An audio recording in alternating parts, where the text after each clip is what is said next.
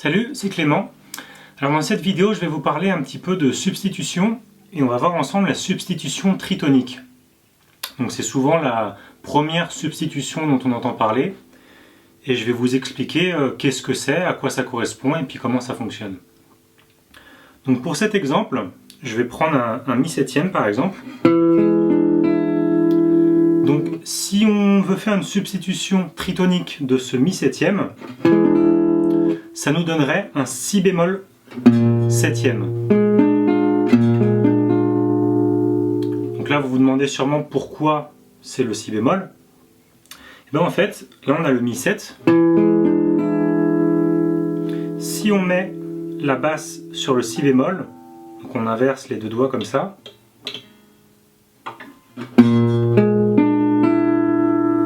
donc j'ai le majeur sur la sixième case corde de mi, l'annulaire sur la sixième case corde de ré, le petit doigt septième case corde de sol et l'index cinquième case corde de si. Donc là ça nous donne un si bémol 7 avec une quinte bémol ici, et si la quinte bémol, donc on était comme ça, si on l'augmente d'un demi-ton, on obtient une quinte, on obtient un si bémol septième.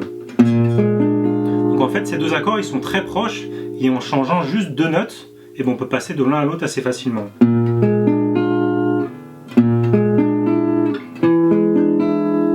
Et en fait, sur ce si bémol 7, le mi qui était ici, ça correspond à la quinte bémol par rapport à si bémol.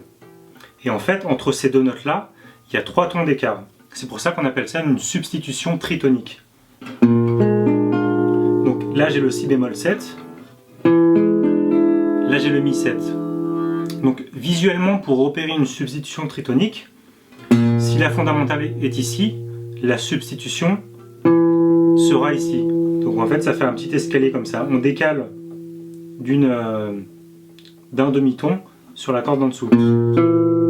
Donc par exemple si je suis en sol 7 et que je veux faire la substitution tritonique de sol 7, ça sera ici. Ça sera un ré bémol 7. Et si la tonique est sur la corde de la, donc c'est ce que je vous ai montré par exemple, le mi 7, il suffit de la prendre dans l'autre sens, donc ça sera le si bémol 7. Et donc en fait, sur un mi 7, si vous faites un si bémol 7, ça vous donne une quinte bémol par rapport au mi 7, donc le si bémol, plus une neuvième mineure qui est le fa ici. Et ça donne une couleur assez particulière. Des fois ça peut accrocher un peu les oreilles. C'est vraiment quelque chose qu'il faut entendre. Si vous n'êtes pas habitué à jouer ce genre de choses, au début ça va vous paraître un petit peu peut-être dissonant. Mais c'est le genre de phrase qu'on entend assez souvent en jazz manouche. C'est utiliser la substitution tritonique. Donc par exemple, si vous êtes dans un morceau sur un mi 7, au lieu de faire un arpège de mi 7, vous pouvez faire un arpège de si bémol 7.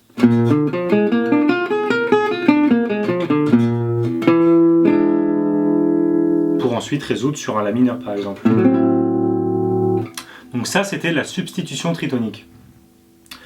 Donc c'est une substitution qu'on voit assez régulièrement. Il y en a d'autres qui sont plus ou moins dissonantes en fonction de comment vous les utilisez.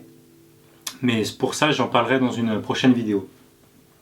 Donc essayez dans vos chorus d'utiliser la substitution tritonique.